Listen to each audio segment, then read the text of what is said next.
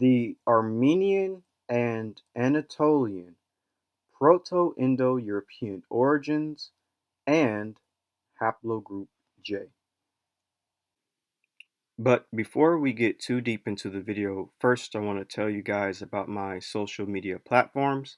So I have a Clubhouse account, and we can actually talk to one another on it. I also host Clubhouse rooms every now and then where I might talk about history and genetics of the Middle East and Africa. I have a Twitter page, a Facebook account, and a Facebook page, as well as a Instagram, all titled The Hebrew of Israel. And what I typically do on these platforms is post upcoming videos as well as slides for my presentations. And so just be on the lookout for all of that on my social media platforms. And if you want to support me financially for the channel, you can look at my Patreon as well as my PayPal and my GoFundMe. And with all of that out of the way, let's begin with the video. As we covered already, Armenia and Anatolia are two other locations for the origins of Proto-Indo-Europeans. According to Renfrew at 2004, the spread of Indo-European proceeded in the following steps. Around 6500 BC, pre-Proto-Indo-European located in Anatolia split into Anatolian and archaic Proto-Indo-European, the language of those pre-Proto-Indo-European farmers who migrate to Europe in the initial farming dispersal.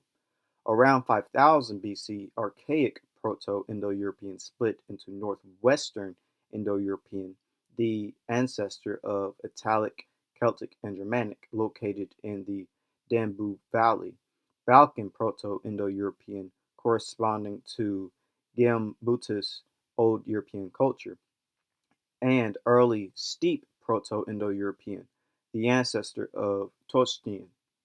So here's basically the spread of Indo-Europeans from Anatolia, the Anatolian hypothesis. The Armenian hypothesis of the Proto-Indo-European homeland suggests that Proto-Indo-European was spoken during the 5th through 4th millennium BC in the eastern Anatolia, the southern Caucasus, and northern Mesopotamia. Recent DNA research has led to renewed suggestions of a Caucasian homeland for a pre-Proto-Indo-European. It also lends support to the Indo-Hittite hypothesis, according to which both Proto-Anatolian and Proto-Indo-European split off from a common mother language no later than the 4th millennium BCE. And this is the Armenian hypothesis. Whether Proto-Indo-Europeans originated in Anatolia or Armenia, both locations had the oldest form of Haplogroup J. Haplogroup J was heavily present in the homeland of Proto-Europeans, essentially. So again, Haplogroup J1, Anatolia and Europe, basically around the Zagros, Caucasus, and Anatolia. And this is where the homeland of Proto-Indo-Europeans would have been, going into Anatolia and the Pontic Steppe. This is from EUpedia, Haplogroup J1, under the section Origins and History.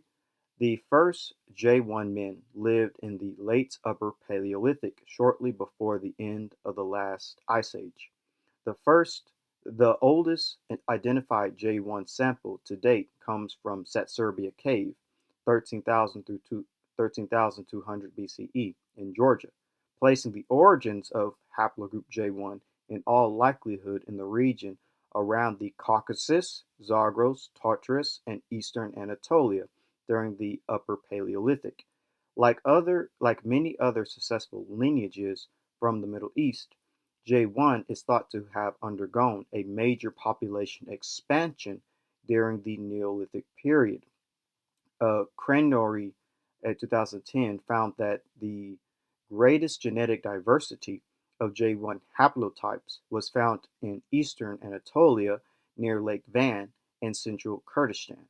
The mountainous terrain of the Caucasus, Anatolia, and and modern Iran, which wasn't suitable for early cereal farming, was an ideal ground for goat and sheep herding and catalyzed the proclamation of J1 pastoralists. Having colonized most of Anatolia, J1 herders would have settled the mountainous regions of Europe, including the southern Balkans, the Carthaginians, central and southern Italy, Sicily, Sardinia, southern France, and most of the Iberian Peninsula. And this is EUpedia as well, but it's haplogroup J2, and we're reading the section dealing with origins. Haplogroup J2 is thought to have appeared somewhere in the Middle East towards the end of the last glaciation between 15,000 and 22,000 years ago. The oldest known J2A sample at present were identified in the remains from the Hutu cave in northern Iran dating from 9100 through 8600 BC, and the Katos clade in Georgia dating from 7940 through 7600 BCE. This confirms that haplogroup J2 was already found around the Caucasus and southern Caspian region during the Mesolithic period. This is from Ancient Migratory Events in the Middle East, New Clues from the Y chromosome variation of modern Iranians, and it reads, Haplogroup J is predominant in Iran, where both its subclades J2-M172 and J1-M267 are observed. Its highest frequencies are registered in the populations located along the southwestern shores of the Caspian Sea and along the Zagros Mountains range. Exceptionally high is the frequency observed in the Balachi and Cistercian Balastian in agreement with their likely Caspian Sea origin. And this is from the emergence of Y chromosome haplogroup J1E among Arabic-speaking populations, and it says, moreover, the previously described chromosomes frequently found in the Caucasus and Eastern Anatolian populations were ancestral to J1E and displayed an expansion time of 6,000 years. For J1E, the Zagros/Tartarus mountain range displayed the highest haplotype diversity, although the J1E frequency increases towards the peripheral Arabian Peninsula. And this paper is continuity and admixture in the last 5 millennia of Levantine history from ancient Canaanite and present-day Lebanese genome sequences. And it says, haplogroup J-P58 is frequent in the Arabian Peninsula, with proposed origins in the Zagros-Tartarus mountain range. And this is from Origins and Diffusion of Human Y chromosome haplogroup J1-M267, and it says, around the time of the Neolithic demographic transition, the genome by ancestry of West Asian populations was geographically structured into 3 groups. Among them, haplogroup J-M304 is found in the Caucasus/Iranian and Anatolian hunter-gatherers and farmers, but not in the Levantine ones. Unfortunately, so far, DNA studies are missing from the Arabian Peninsula and Mesopotamia, where haplogroup J-M304 is frequent nowadays. The J1B-F4306 and J1A2-PH77 branches split off at the very beginning. These are rare lineages distributed mostly among ancient and modern populations from the Caucasus, the Armenian highland, Iran, and Pakistan. Interestingly, the 13,000-year-old hunter-gatherer from South Caucasus belongs to J1B-F4306. The J1A1B-Z18375 branch has a geographic distribution substantially overlapping with that of the J1B-F4306 and J1A2-PH77 branches. The J1A1B-Z18375 branch is found overwhelmingly among ancient and modern populations from the Caucasus, the Armenian highland, Iran, and Anatolia. This branch constitutes the aforementioned peak of haplogroup J1-M267 frequency in the Northeast Caucasus. Haplogroup J1-M267 were found among populations living in the Caucasus and neighboring regions. Our Bayesian continuous phylogenetic analysis suggests the origin of haplogroup J1-M267 in West Asia, confirming previous assumptions. Most of the deeply diverged lineages belong to the population from the northern latitudes of the region, in line with the finding of the late Pleistocene hunter-gatherer from the South Caucasus. Our analysis provides better statistical confidence for the origin of haplogroup J1-M267 in the area encompassing the Caucasus, the Armenian highland, and the Zagros Mountains. So, haplogroup J would definitely be part of the lineage of Proto-Indo-Europeans when they expanded, whether it was from the Pontic steppe, Anatolia, or Armenia. So, haplogroup J is in Anatolia and Europe, and we see it again in the Caucasus, Zagros, and Anatolian region, where Proto-Indo-Europeans would have originated from. Because they would have expanded from the Armenian plateau into Anatolia and into the northern Caucasus of the Pontic steppe. And so this is heavily where J was, going into the Yamnaya culture and into the Anatolian speakers. And this is why I would say J is part of the lineage of various Proto-Indo-Europeans, because they would have spread from that very range, that very region of the world. And when we look at the Indo-European language distribution, we see that it perfectly overlaps with haplogroup J, specifically haplogroup J2. This is from EUpedia, haplogroup J1, and it says most J1 Europeans belong to J1-Z1828 branch, which is also found in Anatolia and the Caucasus, but not in Arabic countries. The Z1842 subclade of Z1828 is the most common variety of J1 in Armenia and Georgia. And this is from How Eurasia Was Born.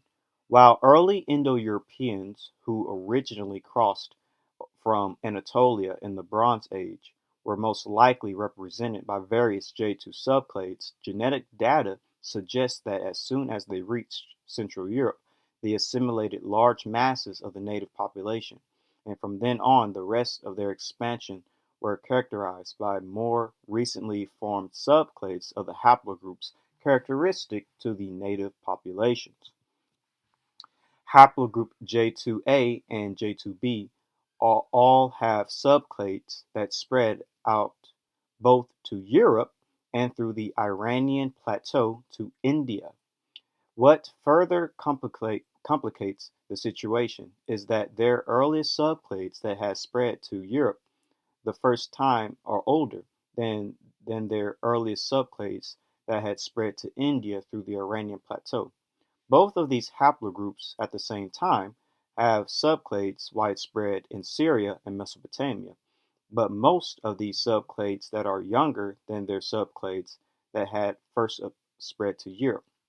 This suggests a starting location of these subclades somewhere around Anatolia, since had their starting location between Syria and Mesopotamia. Then the later regions would be abundant in ancient subclades of these haplogroups predating their first spread to Europe. Ancient subclades of J1 are found somewhat east of this, either in the Armenian highlands or the Levant. This makes northern Mesopotamia the Jezera region, a plausible starting point for J1, as subclades of J1 also migrated to Iran and India. The estimated age of the most recent common ancestor of these subclades often collide with the subclades of J2 that apparently participated in eastward migrations, indicating that such coinciding timings signal migrations where both J1 and J2 participated, as many of these J2 subclades also have some of their own subclades apparently migrating to Europe at the same time. This is a further sign that their location of origins had to be west of the point of origin of J1. While having the subclades of J2 starting from Anatolia would have met those J1 and J2 subclades with coinciding ages simply carried eastward to Iran and Mesopotamia as part of the very same migrations. A much more plausible scenario, further supporting both J2A and J2B having started to spread out of Anatolia, and J1 east from of them in Syria and the Armenian highlands. Among J2A and J2B, J2A seems to have been located westward of J2B, as it participated in more ancient westward migrations to Europe than J2B. This gives us the east to west order of J2A in southwestern Anatolia, J2B in southeast Anatolia, and J1 in Syria and the Armenian highlands. And so here's sort of a map displaying that the migration of J into Europe and also into Eurasia, throughout Eurasia. And it says the Alduin in Syria represented by a population characterized by the presence of J1. We narrowed the circle of the Indo-European homeland, and where all the signs point to is southeast Anatolia, and an ancient population there, represented by a population characterized most notably by the presence of haplogroup J2B. So basically, he's saying that that the homeland of Indo-Europeans would have been sort of in the Anatolian Armenian highland range or region, and J2 would have definitely been part of that population of Proto-Indo-Europeans. It says, this also explains the linguistic links between Indo-European and Northwest Caucasian suggested by uh, Karalosos in 1997, as Northwest Caucasian populations appear to have moved to their present position from south of the Caucasus, and thus a position somewhere in east central Anatolia, east of the ancient Catrovian populations, west of the ancient Aldrian populations, and north of the Proto-Indo-Europeans in Sicilia would explain their linguistic position. Genetic genetic traces of a major expansion spreading over much of Anatolia and northern Mesopotamia are visible in the form of the subclade J2B-PF7321 of haplogroup J2B. Phylogenetic patterns of J2B-PF3721 show a rapid divergence, with the formation of several subclades taking place between 3800 through 3700 BCE, covering much of Anatolia and northern Mesopotamia. This demographic event seems to be the most plausible candidate of the earliest phase of Indo-European expansion spreading out of the homeland in Sicilia and conquering most of Anatolia, except for the Katovian and Hattic-speaking northern parts and the Alduin-speaking Armenian highlands in this stage, of course, and northern Mesopotamia before the Semitic expansion would take over northern Mesopotamia 1 millennium later. Several European lineages seem to have divergent from their closest Anatolian sibling lineages at this time. Thus, many represent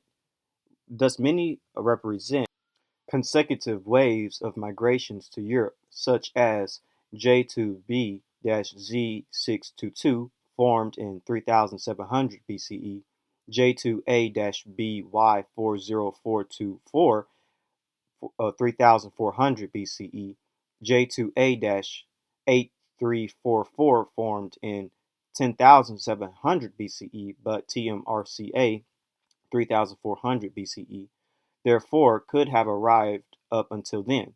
J2B-Y22063 formed in 2400 BCE, J2B-Z2507 2400 BCE, J2A-Z8352 2300 BCE, J2A-Y93015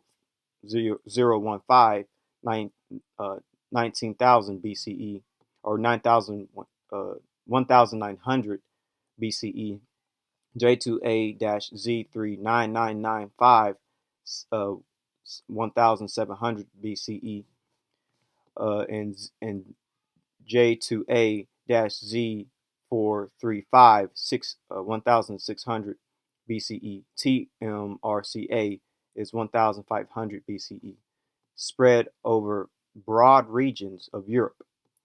A migration which may or may not have been ideal, with a Middle Bronze Age migration from Anatolia to the Balkans hypothesized by James Mallard. It is hard to determine whether if J2B-Z2507 already represents early Indo-Europeans or an earlier, presumably a Tyrrhenian wave of migrants from Anatolia. This shows signs of a migrations that spread all over Europe in that time frame, presumably staying in the Balkans up until then.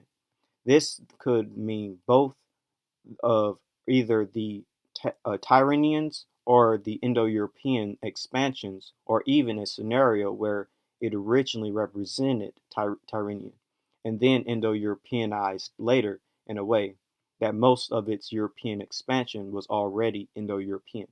This exactly fits where we should look for early Indo-European expansion in Europe according to circumstantial evidence described. This being widespread all over Europe, J2A-Z435 may also be a plausible candidate, or the two and other lineages that arrive between them may even represent a series of successful waves of early Indo-European migrations from Anatolia to Europe. And again, just showing you that map with branches of early Indo-Europeans with J markers going into Anatolia and then into Europe. And that fits also, again, with Armenian origin, because Armenia and Anatolia is not that far, and it will just starting in Armenia, going into Anatolia and the rest of Europe. And there have been also J markers going east as well, and into Central Asia, India. But with all that being said, I believe haplogroup J is part of the Y DNA lineage of Proto-Indo-Europeans. There were many other Y lineages. I'm not saying that it was the only one. There were others, but haplogroup J is among them, especially haplogroup J2. And this is sort of where we'll end off with the Armenian and Anatolian Proto-Indo-European origins and haplogroup J. With that being said, if you enjoyed the video, please leave a like, subscribe, click the bell, and leave a comment for any questions you might have. And don't forget to follow my socials that I mentioned at the beginning of the video. And with all of that out of the way, have a great day and shalom.